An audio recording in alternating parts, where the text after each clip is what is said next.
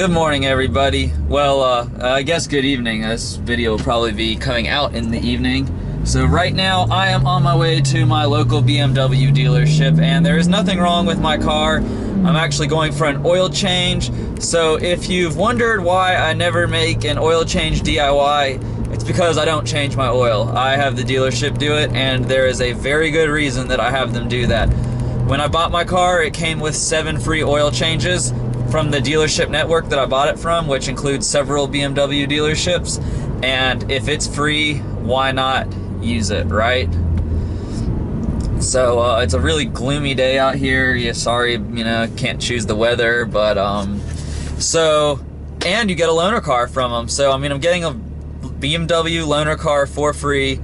I don't know what I'm gonna get yet. Last time I had a loaner, it was a 2016 328 Sport. And hopefully I get something cool like that. Let's hope they don't give me a 320, fingers crossed, knock on wood, whatever you do. And I'll check back in once I have the car.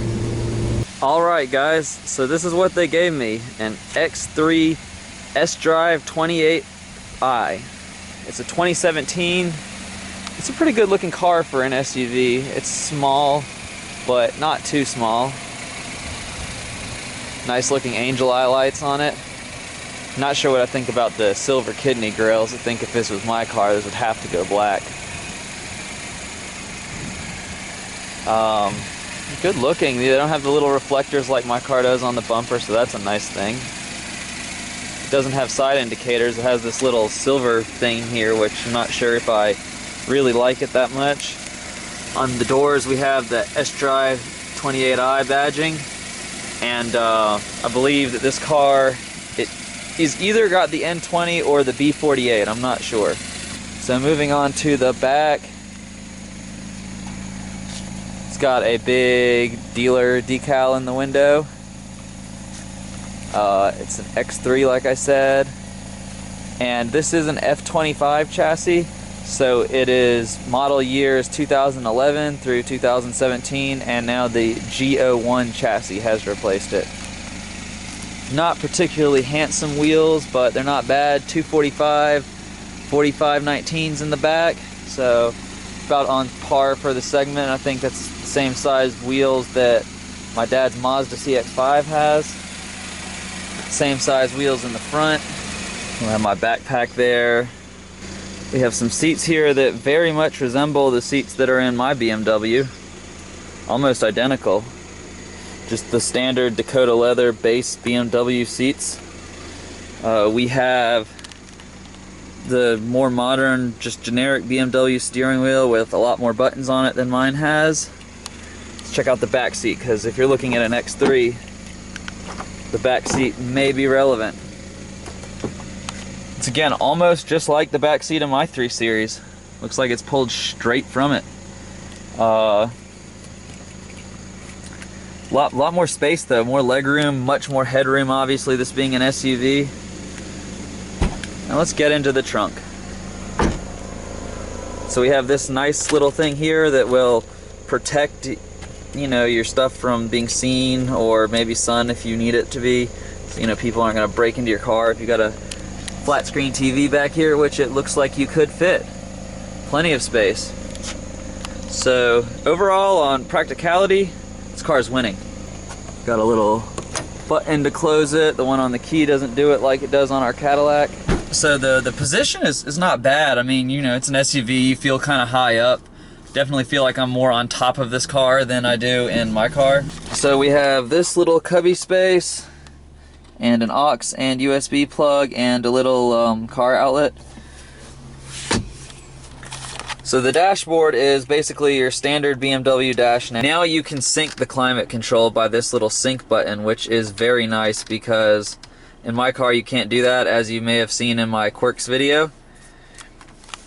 So we've got this backup camera. It's pretty good. It looks like very high resolution. I don't know how well it's coming across on the camera. So here is basically the standard BMW dash they're using now. It's the same exact one that was in the F30 328 that I had. You have the analog MPG gauge, just as that we do in my car. Actually, it looks almost to be the same. It is a little different than the one in the F30 I had. It had, all right, so same thing, you know, standard BMW setup, windows, headlights over here on the dash.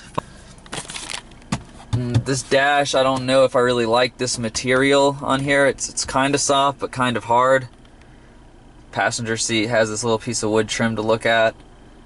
Got this gloss black here instead of the wood. I think I'd prefer the wood, but you know, that's personal preference.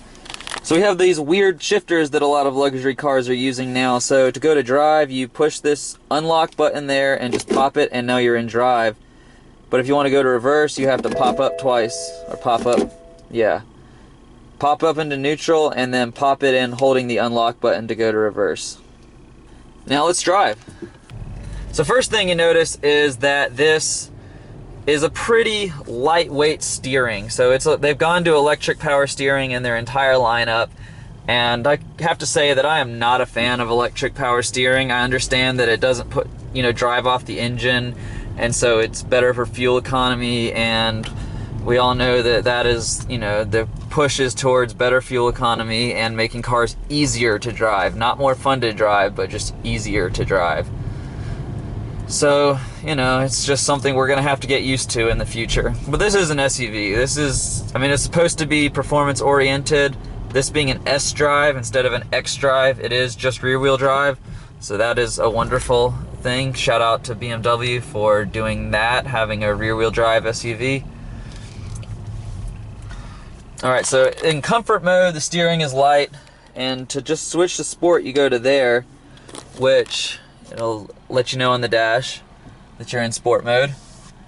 And the thing about this is that for some reason in sport mode, your steering becomes even lighter than it was before. Now, go figure on that one, but the throttle response is better. You get a more like throaty sound coming out of the exhaust. So, it's, it's not great. It's an SUV though, what do you expect? Oh wow, the blinkers actually work in this thing. Come on guys, I'm just kidding, but. So yeah, it's, I think it's pretty good. It's not like, what I would want, but the new X3s are almost as big as the original X5s. They might even be bigger. I'm not really sure on the cubic inches and all of that. So it's a rental car, and I'm not gonna go crazy with it, so we're not gonna stress test this thing. Got here standard iDrive. I don't have my phone connected right now, but iDrive is like the benchmark of the business. It is incredibly easy to use. You just have your little knob down here, and you can navigate through the whole thing using that. My car doesn't have iDrive, but in the rental that I had last time, I figured it out very quickly. Okay, so another thing I wanted to point out is that this has an electric parking brake. So you just kind of pull it up, and then you get the park on the dash here, and then push it back down with your foot on the brake, and it goes away. Not sure if I like that or not. I don't know. Cadillac has an electric parking brake too, and I'm not the biggest fan of it, but there are worse things in the world. Another thing, this is a very good steering wheel. I really like the feel of this thing. I wonder if I could swap this into my car. I think it's overall a really nice looking setup. Pretty happy with it. The steering, don't like it. Yeah, I think this is a pretty good car. If you were in the market for a small SUV in the luxury segment, this could be it for you. It has pretty much what you want. It's not like super, super luxurious or anything, but leather seats, leather doors, soft touch materials, even if the dash is not as soft as I would like it to be. How often do you really, touch the dash? My girlfriend just said that she called that they would give me an X3. Not sure if I remember that or not, but she probably did. Yeah, anyway, oh, one other thing that's much better about this than my E90. Cup holders in the dash, not those things that pop out over there. Oh, this is something that if I could change anything about my car, those cup holders I think would be it. That is like the #1 thing about the inside of that car that just irks me. So yeah, this is a quick little one take. I'm sure I missed some of the other points of this car. 4-cylinder engine, turbocharged, smooth ride, no noticeable turbo lag. Still classic BMW dash for the most part, all analog. Except for this little trip computer thing, which is basically the exact same thing that's in my E90. The only difference is that instead of being like red, this is white. iDrive. Actually, one thing I noticed that I do like about this iDrive better than the one in the F30, I mean, the system is exactly the same, but while this is like in the dash, on the F30 it's kind of like a screen that protrudes from the dash, and it just looks like a tablet that was bolted on really cheaply or something. But this looks good. Anyway, so only having this F25 for a couple of hours, I'm pretty impressed with it. I like it.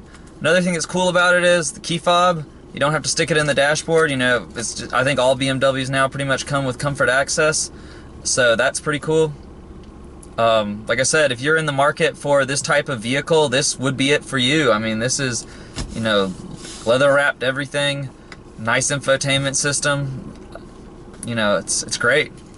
The driving is, you know, leaves something to be desired, but every SUV does that, as I said before. And the electric steering, no good, but great car otherwise. Very happy. I mean, a lot of power for a 4-banger. I mean, if you enjoyed this review, leave it a big thumbs up and subscribe to the channel if you're new.